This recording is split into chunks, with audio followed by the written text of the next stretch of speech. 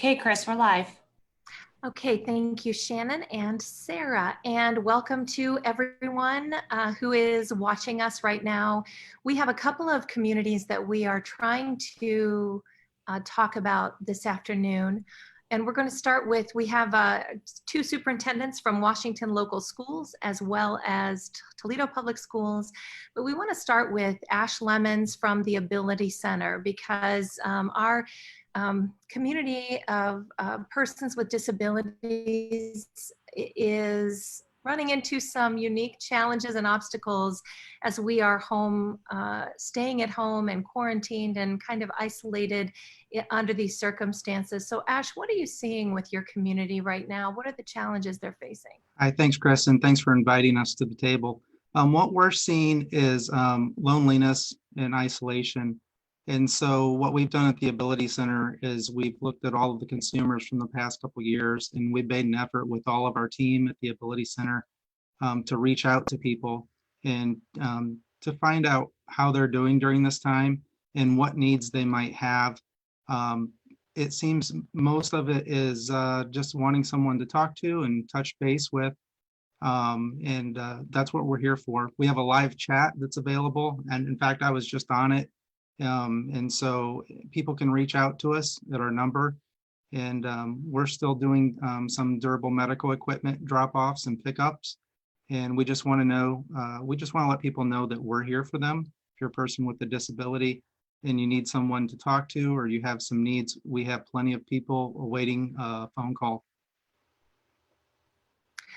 One of the biggest complications or challenges for people with disabilities is kind of that isolation during a time like this. So you really have come up with some measures to be able to help combat that loneliness during this time, Ash.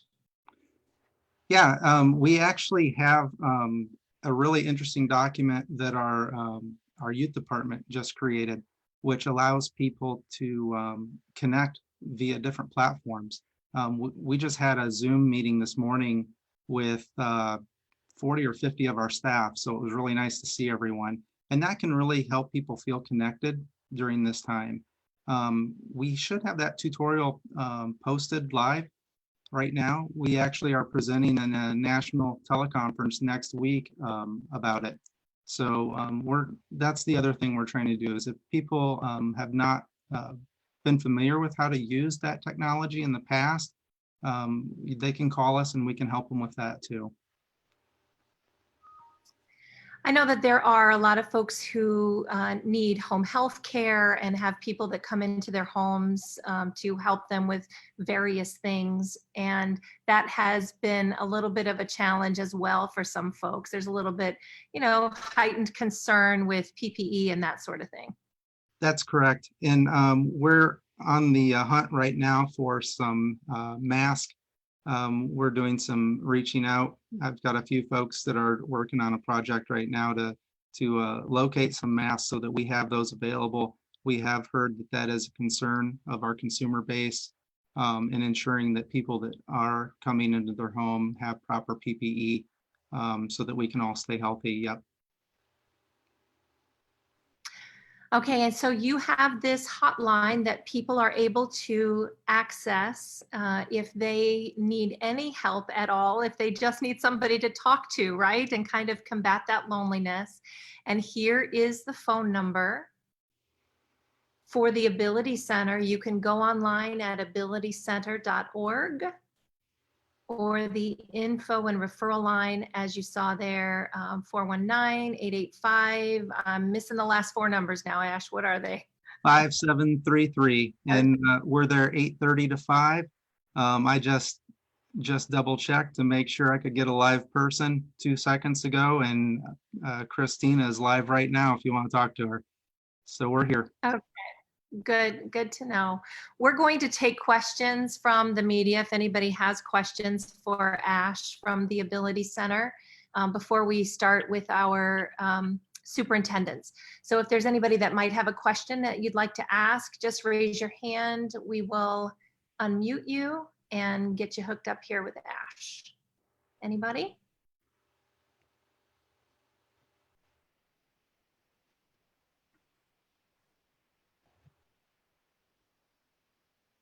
Okay, I'm not seeing any questions there, Ash. You did a great job explaining everything to everyone, so thank you.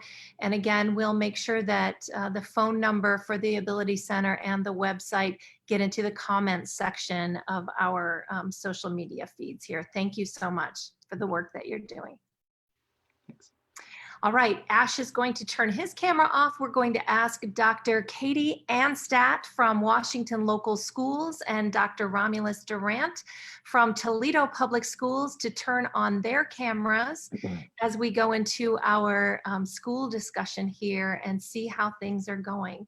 Of course, COVID-19 has had a huge impact on our school systems, thousands of children and families in our area, trying to make the best of this situation right here. And you both literally had days, maybe 5 days, to kind of figure out how you were going to change from an in-person curriculum to an online curriculum or at home curriculum.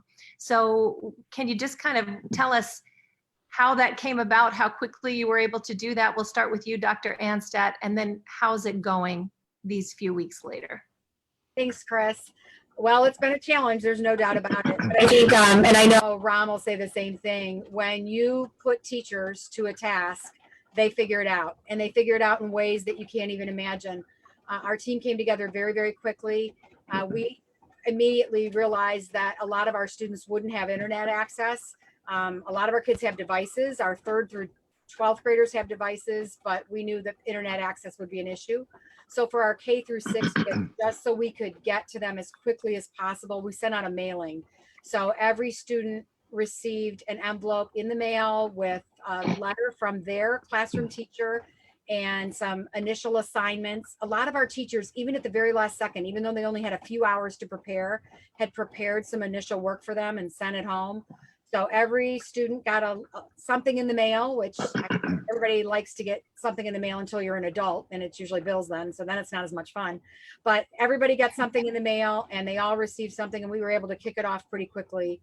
And then from there, we've done, we've gone and tried to hunt down places where we don't have internet access and dropped off hotspots. We've got our kids with Chromebooks. We have a hotline for that. So we've just tried to fill in the gaps everywhere we can. But that initial mailing, at least, that went out like the 2nd week. So we were up and rolling by that week. So it happened pretty quickly. And you have about 7,000 students in Washington Local District, is that correct? That's correct. Okay. And Dr. Durant, you had to scale this up to 23,000 students for TPS. So what have you guys learned, and how are you doing with it these weeks later? Well, the one thing we were fortunate that the conversation started a little early in January, particularly when conversations about, it's not about if, it's about when. That's when we began to start preparing, understanding that 23,000 is something that really needs a little bit more thinking than just the time span that was given. But then having to realize that he had us in 5-6 days, that really had us moving pretty fast. But we were great because when, again, just as Dr. Anstead has stated, that when educators come together, they can really do some great things. And so we provided a blending type option where they have families not only have packages, but will have digital devices as well. So this week, we will finally get to the ratio of 1 device to every household. And one of the things that I always tell people is at the end of the day, you can give a kid or give people a spoon and a fork, but at the end of the day, if you don't have food on the table, they're not eating. And so the same way with the devices, you can hand out devices, but if you don't have Wi-Fi, they're not learning, they're not accessing. So with us, you have to scale on a larger scale. 1, getting devices out. 2, not only knowing that we got to get devices out, but the majority of our families, we're going to have to get Wi-Fi connection just as well. So we had been creative. We came up with Project Wi-Fi, and what we've done with using CARES support, who had paid for our new buses, they already had Wi-Fi capabilities already built into the buses. We now have 10 buses that are satellited within the community. We have broaden the band of our building. So we have so many radios outside of our building, so many radios within the buses, and then putting out another 800 hotspots that we're trying to canvass as much of the city of Toledo as possible And it's been a blessing because not only do we have now our students accessing, but I have charter school students, private school students calling and saying, hey, Dr. Grant, may I access the Wi-Fi? And I say this for everyone. So all you have to do is capital letters, TPS proud, and you have access. And so that had really helped in that sense of really utilizing, getting kids access and utilizing not only technology, but utilizing the packages just as well. Those who couldn't come get the packages, they can download them right off the website. They're right there on our tps.org website to be able to utilize as well, which is accessible to any school district. So one of the things that we wanted to be able to provide is not only a resource to our own families, but at the end of the day, we know there are other families who ultimately find themselves moving here because they may be homeless or find themselves in essence of really needing more to keep their kid busy. And they have used this as a resource to be able to access that. But we have prioritized our seniors, understanding that, hey, they need an individualized device as well as a Wi-Fi connection, because at the end of the day, they still need to graduate. Our elementary students are using APEX, or I should say they're using Alexia along with iReady. The high school students are using Apex. And so these are programs they've been using throughout the year. But in the event that a parent forget the passwords or whatever, we tell them to call our 1-800 number or 419-671-0001, and they will always be able to either get information or be able to access their child's personal information, just to be able to have access to internet or just in access to someone to give them information. You figured out that you have about 8,100 or so families that have TPS children, so multiple children in different families, and you have been able to get a laptop to each one of those families, at least one per family, right? Mm-hmm. Since this happened, so that they can access the programs. Yeah, so what's happening is, so we've already started into the North End. By the end of next week, we will have every learning community covered. So parents who are listening, you will get an all-call. And what we've done with these devices, we just didn't have them just drive to and pick up. We're actually having a sit down with them to be able to talk about how to open it up, how to get through certain passwords, as well as using certain access, how to get to the program, how to somewhat use the program. In the event that they forget, here's the number to call. So there's a sit down with every parent that we're doing and bringing through and getting them the devices as well as somewhat of a support. But at the end of the day, if not, we provided an online support that says that they can call again, 419-671-0001, or go to tps.org. And any question from a parent, a student, in regard to the curriculum, we will have an expert within that area as well as grade level contact them personally and walk them through it. Great. So instruction along with the device, and I know you have a tech support line as well that people can access, and we'll put up those phone numbers and website information in just a little bit.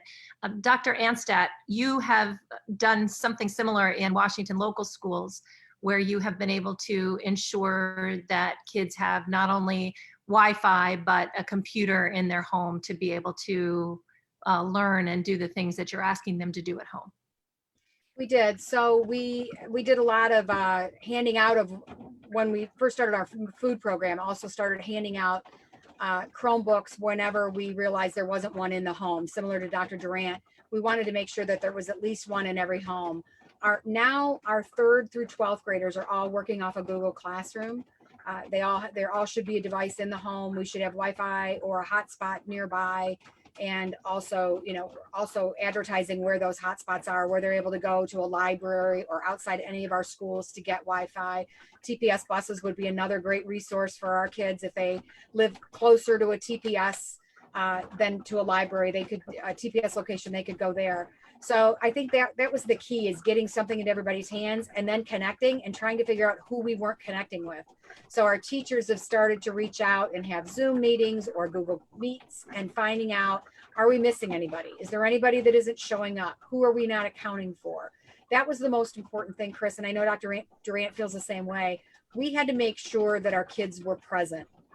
We're not, not taking attendance every morning at 8 o'clock means that we're not looking at a kid in the eye and making sure he's fed, he's healthy, he's ready to learn. So this really is the way for us to check in on kids And honestly, we miss them. We want to see their beautiful faces. So it's a way for our teachers, it feeds their soul as well, to be able to go into the classroom, and even if they're meeting in small groups, to be able to see those kids.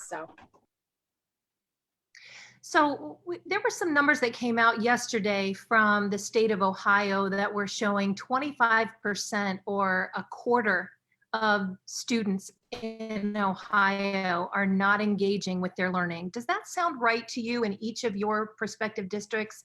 And what are you doing to reach that 25% to try to pull them back in and make sure that they're staying on track?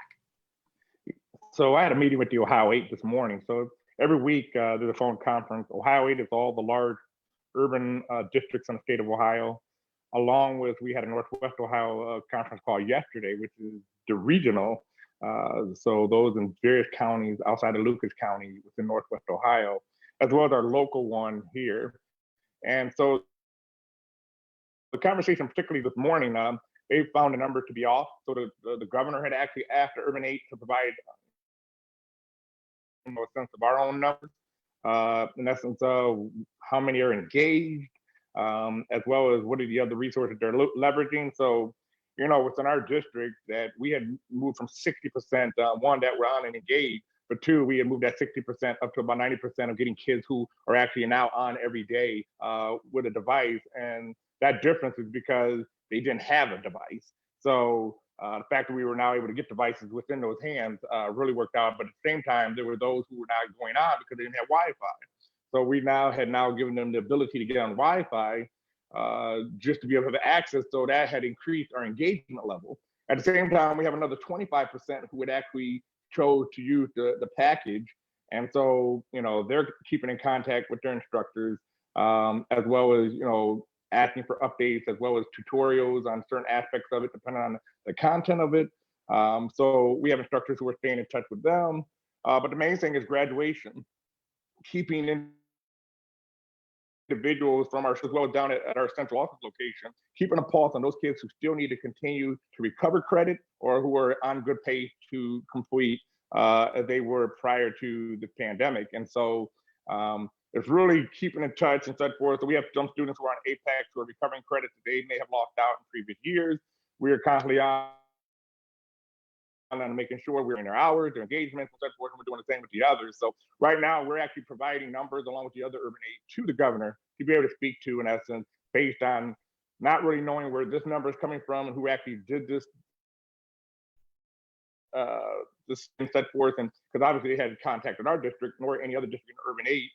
So it may be a generality that they may be speaking from. I'm not sure, but we're continuing to see more and more engagement, particularly as we continue to roll on, and more families are now getting support in technology, getting support in the mental health, as well as getting support in some of the curriculum aspects, particularly providing now an online as well as a phone call that really help parents continue to move the needle for their students and child.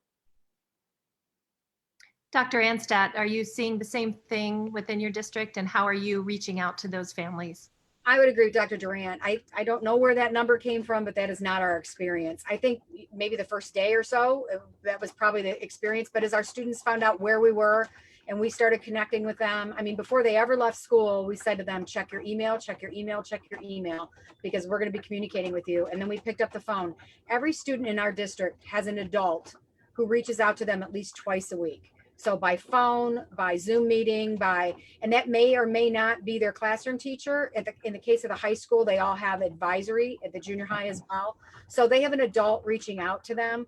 And our numbers, I can't give you an exact number. And remember that kids are absent sometimes because kids are absent because they're sick or they, for whatever reason, they're not there that day.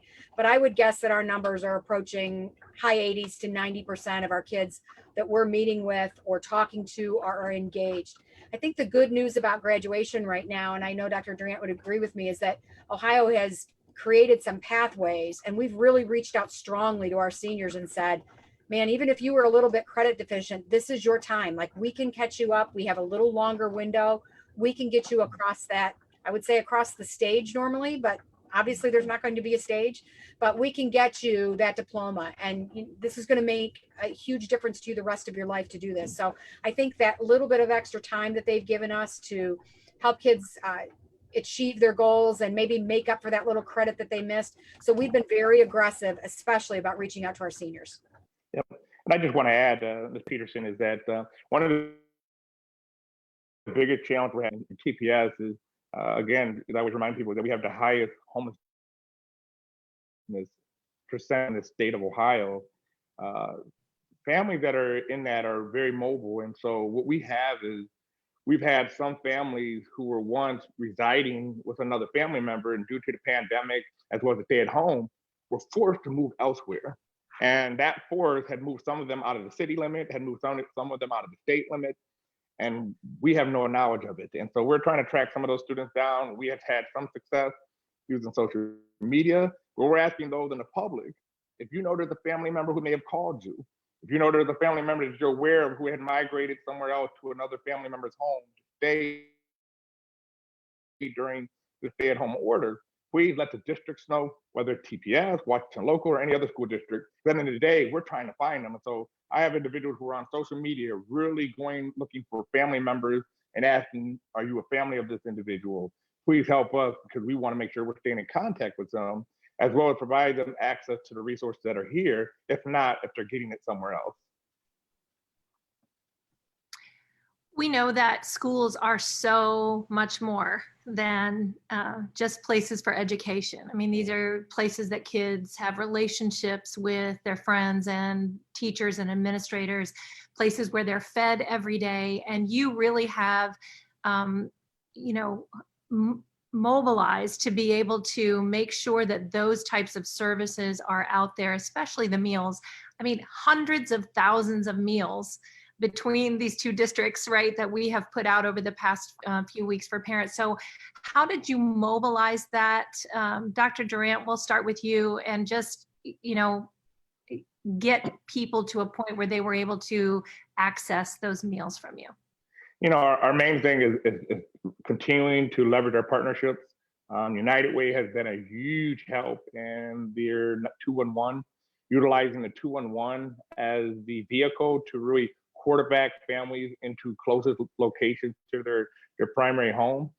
They have been a grace for us. And so we have leveraged 8 of our locations, along with connecting kids to meals, as well as other church agencies, non-for-profit agencies, and developed somewhat of a mapping system to really know when they call 211 that they're able to be notified, and that's with the closest proximity. And through that process, as well as getting request orders to each of the schools, we were able to prepare their commissary, and with ultimately where it all starts each and every day in a normal traditional year. This is how it starts during this pandemic. And so hats off to our commissaries. They continue to produce thousands of meals. And then they turn around and label them and disseminate them right out to the schools. The schools have cafeteria workers who are continuously working, as well as volunteers, as well as subs, who are coming into work and ultimately are working together to really put them in bags and orders of families of 1, families of 2, families of 3, families of 4, families of 5. And as the cars come through, it just kind of works in clockwork. I mean, they're just getting it moving, and cars come in and cars are moving out. And so it is something interesting to see, but it really brings about great pride and everyone coming together to work on this. At the same time, when I see my food service workers work, this is something that's out of their traditional domain. And when I watch them take it as a challenge and get excited about being able to put 500 orders in a way that's non-traditional, the challenge amongst themselves, we all say that we're TPS proud about. And so I was very impressed to see how everyone come together, but more importantly, how food service workers say, hey, this is where I'm the expert. I'm the LeBron James of the cafeteria. Let me show you how we can get 500 meals out without even a sweat. And they did just that. I was pretty impressed to really see that. And it just brings great pride. And parents were so receptive. And the kids, it's funny because they stick their heads out the window because they're just happy to see someone from the school. So they stick their head out the window and say hi and et cetera. If you're in the neighborhood, it's interesting because they normally would come out the house to greet you. Now they have to stay in the house and they're yelling out the window, Dr. Durant, they're just waving, hey, so it's hilarious, yeah. But it just begins to show when there's an isolation, how much people just need that sense of intimacy to really see someone else that they really know and really bond with. So it's been great all the way around. And you actually were able to keep some people on the payroll by having them work with your food service people at TPS, correct? Yeah, one of the things that we've done is that when we have sub workers, individuals who are coming in when someone calls off and et cetera, we wanted to find opportunities for them to receive some level of income and staying engaged. So everything from whether it's food to curriculum to the handouts of Chromebooks and other things, these individuals could come in and acquire hours to receive some funding coming in as being a substitute worker. So we had just been wanting to try to be a blessing to everyone, even that are contract or non-contract. At the end of the day, people are going through hard times, and so you know, just opportunity to be able to provide that support. And Dr. Anstadt, you are seeing the same thing. You're getting great feedback from your families and appreciation for the above and beyond service that you guys are giving in the meal department as well. We are. So we've been handing out weekly meals. We kind of grew into the weekly meal after the first couple of times. We don't have a commissary. We started off in small elementary kitchens, and we realized our employees were too close together. Our OPSI workers have just stepped up above and beyond. We moved to the Whitmer cafeteria where we had a lot more room. We're assembling about 3,200 bags or 64,000 meals. And those go in, and then they get sent off with our parents or sometimes kids in the car, depending on who's there, when they come in through a big long line that winds all the way around to Alexis Road. Hats off to Dr. Durant. He'll tell you that on the Sunday that I called him on a Sunday afternoon when this first happened as a new superintendent. The first thing I wanted to know is, oh my gosh, how are we going to feed them? Because we know they can't learn if they're hungry, and we feed so many kids every day. And that was my first concern, is beyond what book they were going to read or what spelling test or what math problem, is how are we going to feed them? And Dr. Durant, reassured me right away that we were going to pull this off, and we've grown into it every week. But to the point last week, 64,000 meals went out. So that's an incredible number. And again, out of the wheelhouse of our nutrition workers. They're not used to packing a loaf of bread, a gallon of milk. They're more on that single lunch. Our bus drivers are going into hard to reach neighborhoods and delivering meals to those neighborhoods where we know that transportation could be a barrier. And honestly, I'm just so proud of everyone who's stepped up and really just comes in every 2 weeks and does unbelievable food operation. Just for as far as the eye can see, our grocery bags that we fill, and we take them all down and we fill them all again. We've rented refrigerated trucks to make sure that everything stays fresh till the next morning, and then we distribute on Tuesdays. It's quite an operation. Yeah, and I can only imagine. Yeah. Go ahead.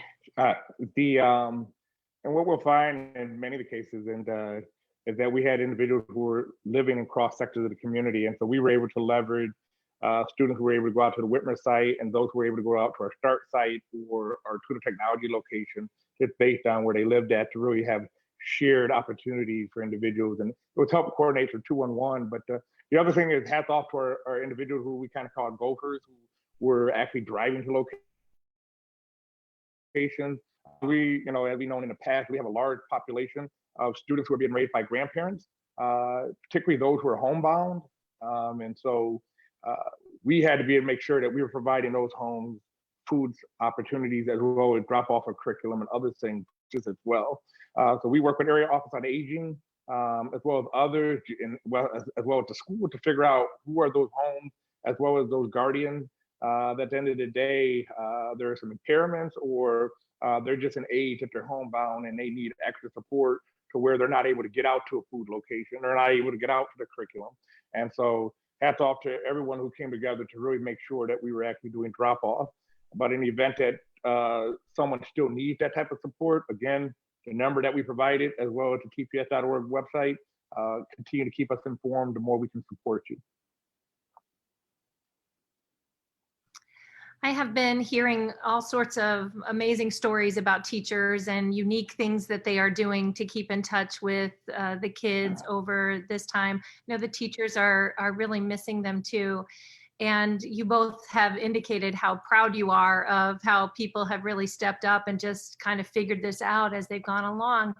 Dr. Anstadt, I know you guys have also been handing out books with your meals to some of the younger kids because the libraries are closed, and just to make sure that they have something fresh to read and stay excited about that. But what is the feedback that you're getting from your teachers right now? I think initially very Washington local like, we'll figure it out. And there's a lot to figure out. And there are silver linings in this. And I think some of those silver linings are when you have to learn something, you learn it. And so a lot of our teachers are learning new technology that they've never touched before, and they're learning it. And honestly, sometimes the kids are teaching them. So I think our teachers just miss our kids so much. And so they are very motivated to find ways to connect with them face to face, especially through Zoom meetings or Google Meet, or picking up the phone and calling them, sending them letters. Our kids get a personalized letter from their teacher. It's unbelievable the work that goes into, I mean, we think about it, that's probably 350 elementary teachers, and a personalized letter from that child's teacher is going in their packet that gets mailed home. That operation is just incredible. Our director of teaching has just done an amazing job organizing all that. She's a rock star. But I think those personal touches are what are so important. Chris, no matter how long this goes on, and we anticipate, I think Dr. Durant and I both anticipate this will go on for a while. What parents need to know is that we're here for you right till the end of the school year. We're going to continue to connect with you. We feel that's really important. We want you in our classrooms. We want to see your shining faces. And we just hope that you'll continue to engage with us, because we're going to keep that effort up. I think when I talked to quite a few people this morning in different meetings I was in, and I asked each person, what's the best story you have? You asked me to think about that yesterday. And I think the books really are a great story. Maybe we took books for granted before this a little bit because of their availability. They're in our classrooms, they're in our libraries. We go to Barnes and Noble, we go to a bookstore. But you know what? When we had some kids go through the lunch line last time, and we handed in those books through the window, and the squeal that came out of the back seat when those kids were getting brand new books was what every reading teacher wants to hear. Every teacher that's ever taught reading wants to hear a kid squeal when they get a new book. And honestly, that's just been such, it's one of those small moments that I don't think we'll ever take for granted again, just what a book means to a child. I know, Dr. Durant, I've seen, TPS teachers also online doing story hours on Facebook Live, and some of those unique ways that they have been engaging with their students as well.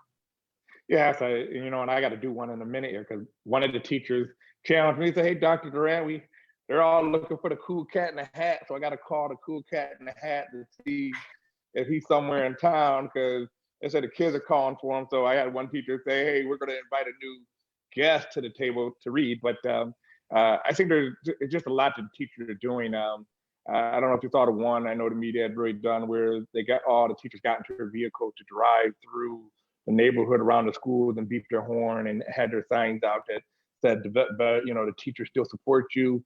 And then there was a situation where who had their birthday, and so those had drove by and did what they call a drive-by wishes to those students as well. But it's just been a blessing, and and I know the one major project that we had worked on, and while one of the Washington local instructors got involved in with us as well, is that we had worked with Sleeping in Heavenly Peace on a project for many years, which is our career tech students come together and they build beds for students who don't have beds. And so you'd be surprised at how many students who actually sleep on a cold floor day to day. And so we work with this non-for-profit organization led by Dan, and Dan kind of work with our student instructors, one of them, Mr. Bork over at Start High School, Mr. Downing over at Scott High School, along with the instructors over at Tudor Technology Academy, Mr. Volk. And we actually put the sketching together to build the beds. Students, staff, as well as volunteers all come together. Well, the pandemic caused that opportunity not to happen. So we took a step back. Dan thought about it, Sleeping with Heavenly Peace, and said, how do we readjust and be a support? And obviously the PPE, where many of those medical individuals who were on the front line had the equipment that's necessary and needed. And so it came to me, we talked about it, we sat down with the instructors, and so we're using the 3D technology printers that are paid through by taxpayers to advantage students. in regard to what are the technology that are in today's industry. We now use those 3D printers to develop visor bands or visor clips to the shield that practitioners are using on a day-to-day on the front line.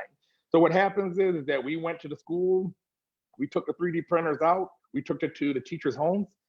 Dana provided the blueprint of printing the bands, what they call visor clips. And so, and the visor clip is what the shield kind of attaches into. So you have a band that sits around like in my hat, this shield right here attaches to that band, and it allows a transparency protection for any of the medical. We have a picture we can show. We have Okay. a picture we can show, Dr. Duran, of that. I think, Sarah, if you can put that up, because it is very interesting. And this was something that your teachers and Washington local teachers collaborated on, correct? That is correct. There we go. There you go. Yep. And so we have the arrow pointing to the clips within itself that the shield attaches into. And so what happens is that instructors, from the Career Tech Center over at Washington Local, as well as START, Scott, as well as Toledo Technology Academy, they're using their 3D printer to develop that clip. And so Sleeping with Heavily Peace comes over and they pick it up from each of the instructors, take it over to Dana. Dana manufactures and puts the entire helmet shield together. They turn around, take it over to ProMedica. ProMedica sanitizes it, and it's right into the front line. So again, it's really providing a service, an opportunity.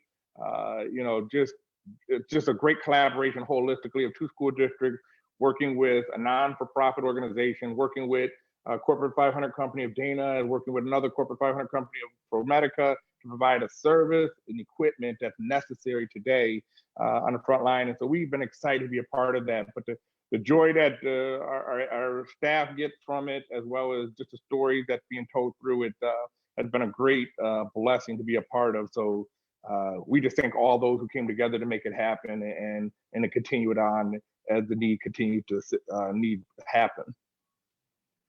So that is a great way to help those workers that are on the front line in this particular instance. I know all of the school districts have also donated a lot of their PPE back to the healthcare agencies who need them. Dr. Anstadt, talk a little bit about just the sharing that is going on right now between superintendents. We have a lot of school districts in this area. You guys are regularly in touch and talking about good ways to share and collaborate and learn best practices through this. I think that some of those were already in place. And so it was a pretty natural place for us to go. But man, we're leaning on each other a lot harder right now because everything is new every day. So we have a local superintendents group with just, the typical superintendents that you would think about around us. And then Dr. Durant and I also participate in something called CAPE, which is a large group of Northwest Ohio superintendents, maybe 50 or so. We were on a call yesterday with the CAPE superintendents. There's just a lot that's fast moving right now. And right now, a lot of things that are unsure as we head into next week. And so just hearing from an attorney, having actually a local senator sit in and listen to our feedback, I think that's some of the most important things that go on. And then we're all talking to each other all week long, either by calling or texting or, what are you doing about this? What are you doing? How are we reacting? Because we want a united message. And I think we already collaborated pretty well together, but I think that's only strengthened and become a little more frequent in the last few weeks. Dr. Durant, you're seeing that too. You are in touch with everybody on a regular basis. Yeah, I mean, I think just the group that's outside that we had the conversation this morning was the Ohio 8, and Ohio 8 again is all the Cleveland, Columbus, Cincinnati, the major large urban districts in the state of Ohio. And so we come together and have phone conferences every Friday. And we actually have lobbyists who are in close contact with representatives, as well as sitting down as part of ODE discussions, as well as the governor. And so many things that we're not only collaborating about best practices, what are you doing? What are you doing? What are you doing? And I think just the one that we announced today about what we're doing with the mobile hotspots, several of the districts actually talked about it and said, hey, we're going to utilize it. How did you guys do it and such forth? And it's just really talking that out in essence of how you coordinate certain things such as that. But at the same time, all the unknowns that's happening. So those that we've put as representatives speak to the governor and speak to such that we're pushing towards to say at the end of the day, May 1st only puts you in about 2.5 weeks of school. At the same time, we need to be able to provide our parents some sense of safety and security, that they feel safe to send their kids back to us. And so we kind of push to them as an advocate group of the Ohio 8 to say we're pushing to closing the school year out and then allowing school districts to adjust based on what they want to do for summer school, whether it's coming in June, which possibly could be for seniors, as well as a jump start for those in August, kids who are in need before the school year actually launches, that they need a jump start to really catch them back up. But I think all those conversations are happening, but the main thing is really getting a good sense of where the governor's at. From my understanding, based on this morning's conversation, is that he doesn't necessarily want to just say schools are closed for the year because there are some all year round schools. Well, we have given some language to be able to say, in the event that if you do close schools, you can always adjust your language and state, but those that are year round may accommodate themselves as they see fit. I mean, all those things and such forth and scenarios. So we may find that the governor will come back on, next week, which we're hearing potentially on Monday, to really make definitive of what his thoughts are and how he's going to go about rolling out. As we know from the federal level, phase 1 and phase 2 with education. Well, states have their own say in really when they want to do that in their own phases. So we're just kind of making sure that the governor hears from us as superintendents that here's a good sense of what we're feeling. And at the end of the day, trying to fit 2 weeks in a short window of time may not be the best sense, as well as there's going to be a lot of questions that need to be answered from not only educators, but community members just as well. And wanting to know how kids are going to be safe, as well as those who are working, how they're going to be safe and coming back and the situation that it stands. So. I think yesterday when people heard the governor say May 1st, we're going to try to start a reentry process on May 1st, kids and parents were like, yes, are we going back to school? But it would be a slower process, and we are already toward the end of the school year. And so your recommendation, both of you, would be that not to have kids come back yet this year? You and I talked about this a little bit yesterday. All of us donated all of our PPE, all of us. So we don't have masks, and our kids aren't going to have homemade masks from home. We don't have kids that are going to show up 7,000 masks a day just for kids, another 800 for employees. That's at Washington Local, and then add TPS to that. There isn't a way right now in the next 4 weeks to even procure those items. I mean, hospitals and nursing homes are having a difficult time getting those items in stock. I've checked a couple of times. You might be able to find 50 somewhere, but to find, between us, 40,000 a day, probably not going to happen. So we want, when our kids come back and our staffs come back, what we don't want to do is cause a spike ourselves. So there's no way to really socially distance a kindergarten classroom. So, and I think we're going to be social distancing for a while. 5-year-olds don't really get that so much. And there's playgrounds and lunchrooms and buses. Most of our kids are transported by bus. So when you think about all of the things that we'd have to take into consideration, and maybe even next fall, we'll still be thinking about these things. I think it's going to take us a longer runway to be prepared to make sure that every child and every employee at Washington Local and at TPS is safe to come back to school.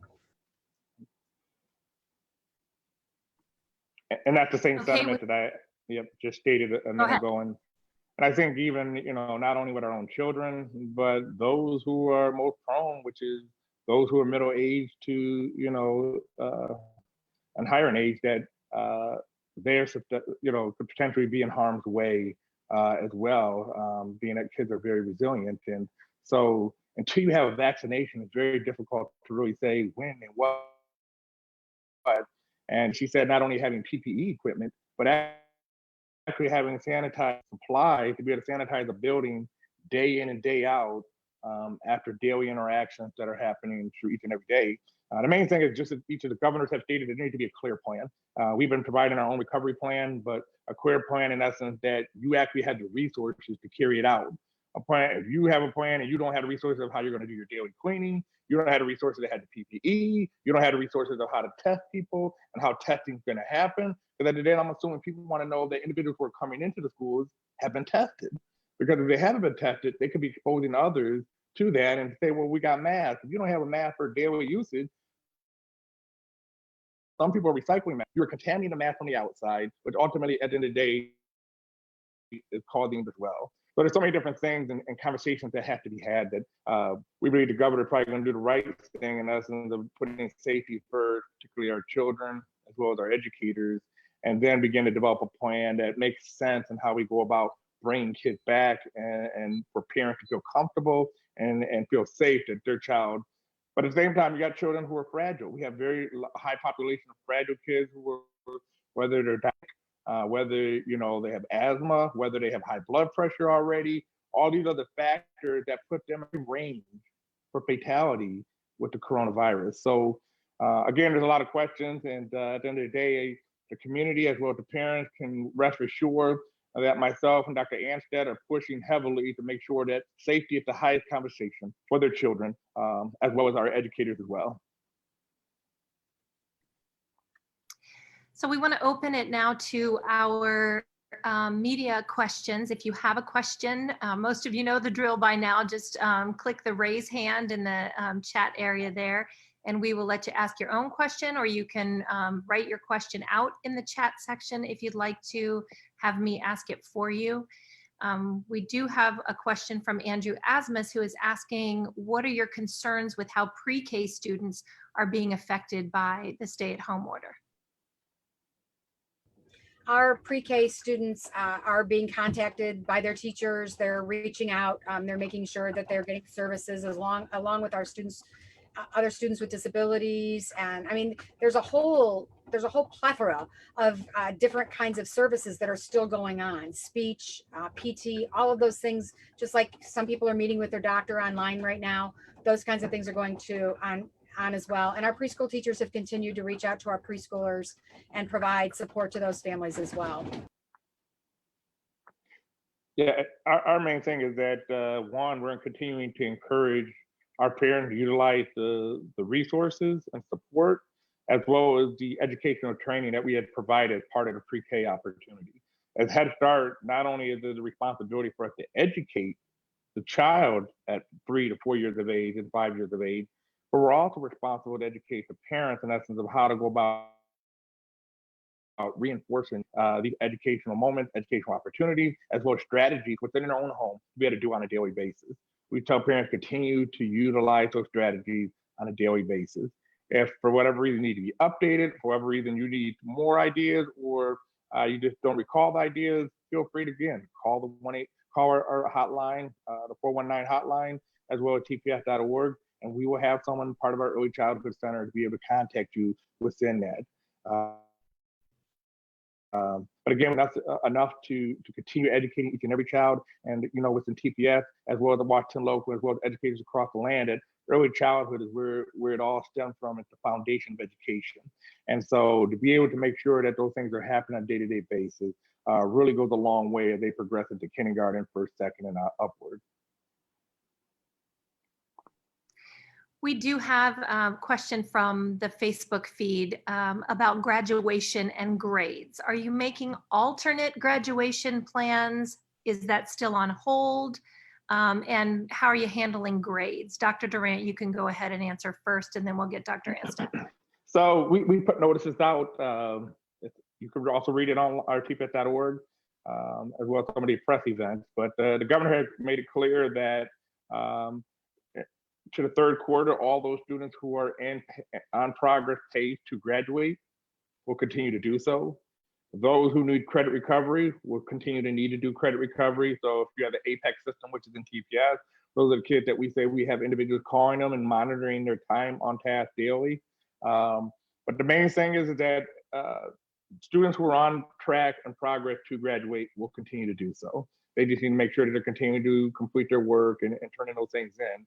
And at the same time, graduation, every district is left up to. So in TPS, we have 10 graduations. So I make sure to attend all 10 of them, as well as speak at each one of those. The main thing is really taking a look at the social situation at that particular time. So I know most of the school districts had postponed those to a particular date, and some have postponed to June, some have postponed to July. We will be putting a notice out in essence when our postponement date will be. And more likely we're looking at the July month, but those are some of the things that parents are very conscious of, because this is that culminating point. And so we're trying to give it as much time as possible. But at the end of the day, graduation, again, is something that brings together a lot of people into one location. But at the same time, can you do things creative? And whether it's a Facebook Live that we're doing right now, or certain things that are online, as well as programs are starting to contact districts to say, hey, here are some things we can help with, such as Johnston and some of the others. So there are things that are out there, and I know superintendents are going to be informing their parents, just as well as TPS, about what option we're looking to go with and what's going to happen for our graduates. Dr. Anstett? We've moved our graduation to July 19th. Right now, we have it set to be in the stadium. You know, I look at that date now and I think, you know, 6 weeks ago, it seemed like a really good idea. Now it's just the way this thing is headed. We're just not sure. What we do know for sure is we will celebrate our seniors, and we don't know exactly what that'll look like. Certainly Johnston's, they've offered an online video graduation, and no matter what we do, we will do something like that to celebrate our seniors. We have over 500 graduating seniors at Whitmer High School. So it's not as easy as, you know, in some of the small towns, we're hearing about parades and things like that. 500 cars is a lot of cars. So we probably won't do it quite that way, but we'll find a way to celebrate our seniors. I feel terrible for our seniors. This has been a really rough, you know, you look forward to this, you work so hard to get here, and then to have this hitch, it's really tough. But I'll tell you, our kids have been really resilient, and they know, and our promise to them is that we'll find a way to celebrate them, and it will be memorable. Just this whole year will be memorable. So we certainly know that graduation will be as well. We have a question from Bree Molesky from NBC 24. Bree, can you ask your question?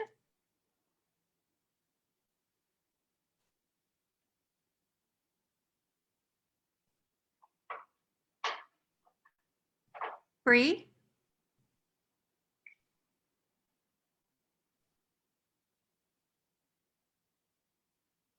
Hello?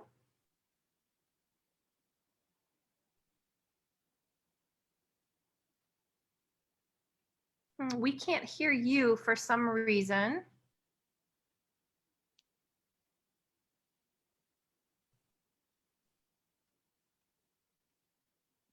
Let's see if we can get that, try to figure that out. I don't know if maybe it's muted on your end. It says that she has permission to talk, so I'm not sure.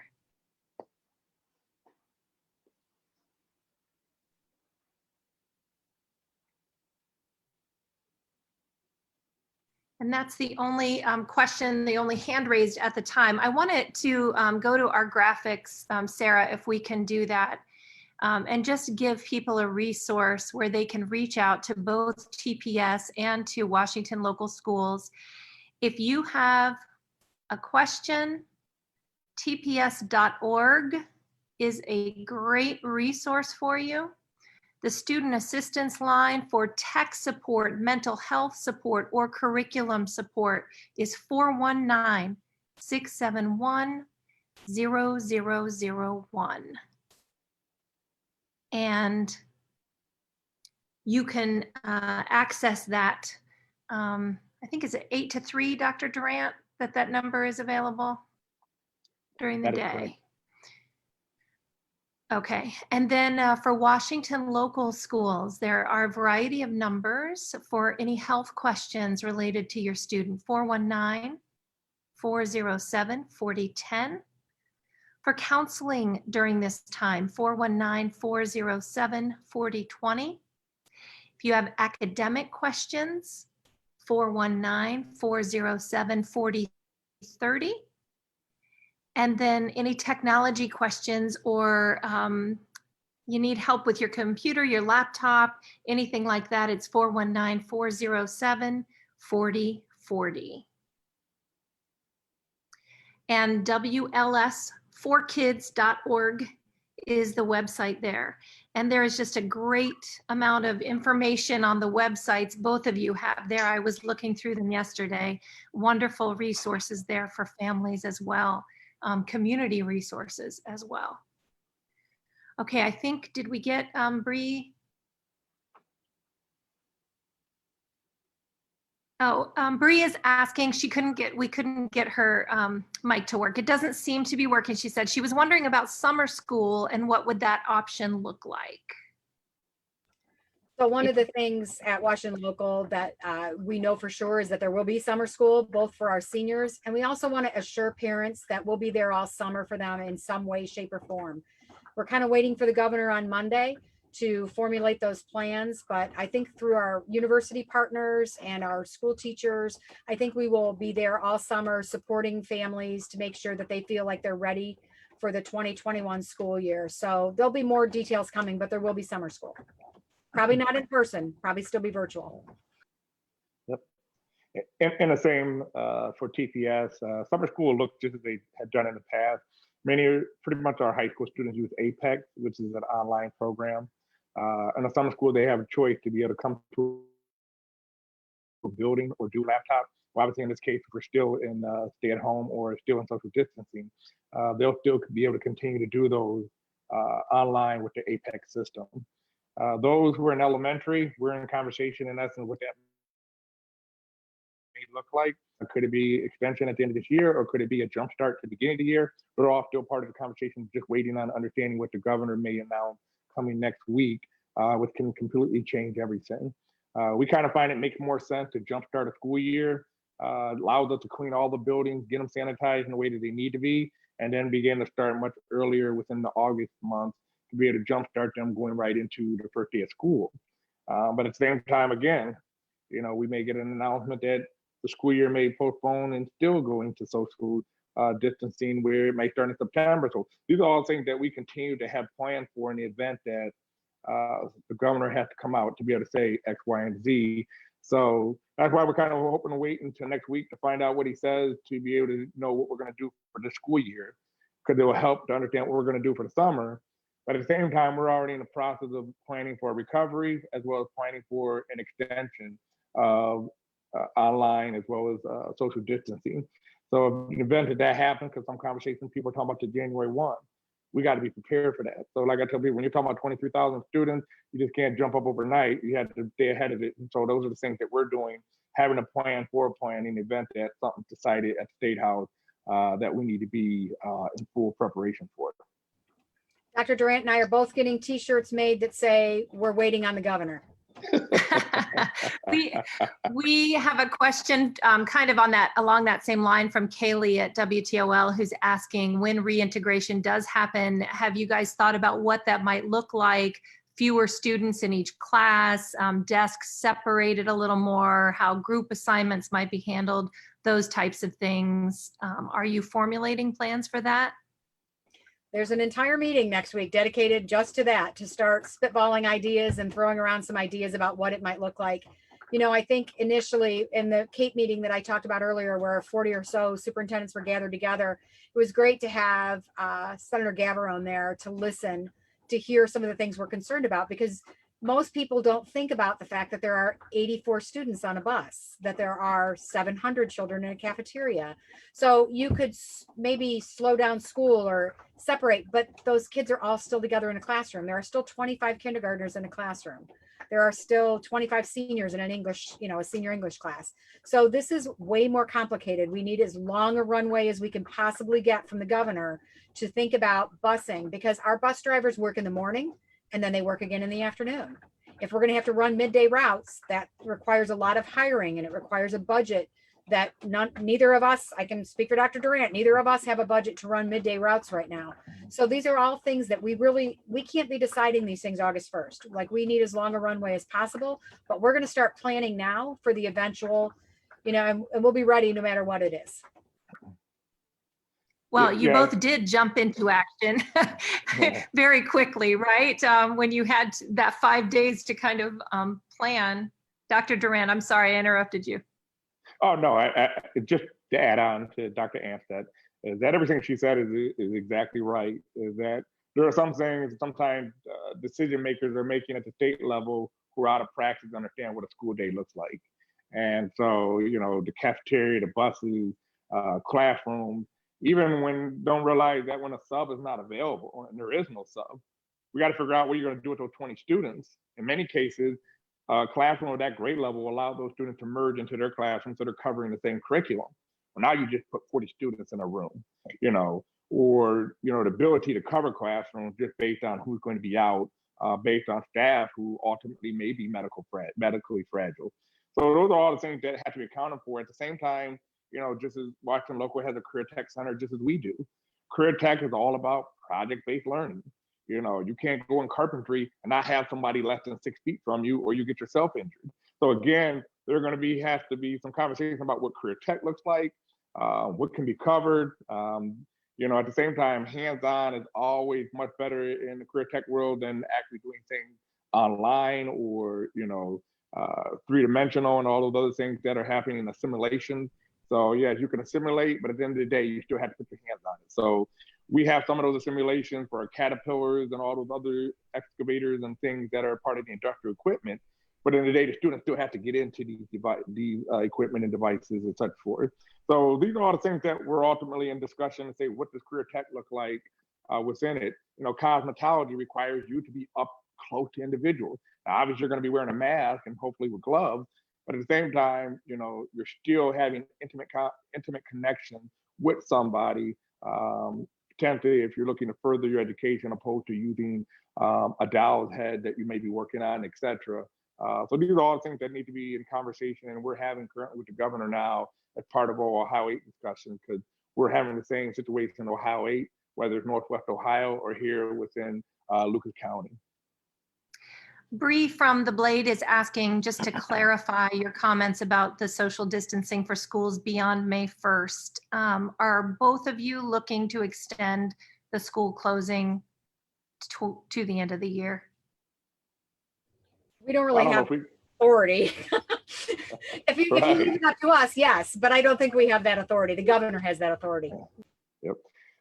Just as she has stated, if either one of us were the governor, we would say that it makes better sense in the safety of our kids as well as educators to continuing our social distancing, continue with the online academy, and have conversations of the plan of how you're going to provide summer enrichment for those who need it, whether it's a jump start extension, how you're going to account for your seniors who ultimately still need to recover credit that can ultimately still recover those by summertime. To have that within place, obviously knowing that we're not coming back May 1. And then leave it to the district to decide on, in essence, how you're going to handle graduation. Obviously, universities have already made their decision on how they're going to do it. Every district has its own autonomy to decide on how they want to go about graduation. And those are the things that, from a governor's perspective, I probably would communicate and convey to the superintendents of each district.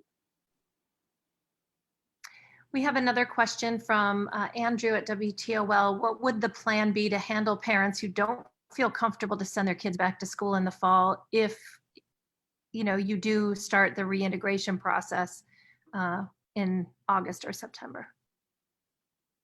Well, those are some of the questions that were actually given to the governor ourselves. I personally know families who said, hey, I'm not sending my kid back May 1st, and I completely understand. I have staff members whose husbands, whose fathers and mothers who were saying that, my child's an educator, but I just don't feel comfortable. My child has immune deficiency, all these other things. How are you guys going to account for those things? And those are the questions we're given to the governor to say, hey, these are serious questions. But in the event, as you recall, in any type of scenario where there may be, a high flu issue or whatever that may be, parents may, have their child not attend, and it may be that they have an excused absence, and work is provided. There are things that have to go into discussion that ultimately we're looking for guidance and guidelines from the state to be able to say, hey, we're going to do a soft opening. This is what it looks like. Here are the flexibility for the parents, and here's the flexibility for the school. Or just a direct decision to say, hey, we're not coming back at all until we understand that we know that we have the supplies and support to give to you at schools, as well as understanding there's a vaccination on hand in the event that you do have outbreaks that go on. So those are all the things that we're waiting. And, this is Dr. Anstad stated that, once we're here, we ultimately are moving plans forward or developing plans for.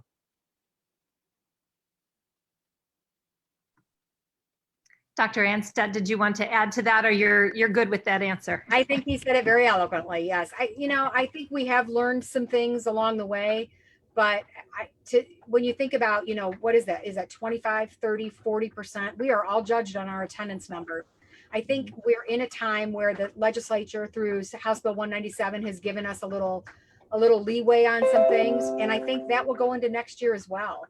We're going to need some flexibility from the legislature next year as well.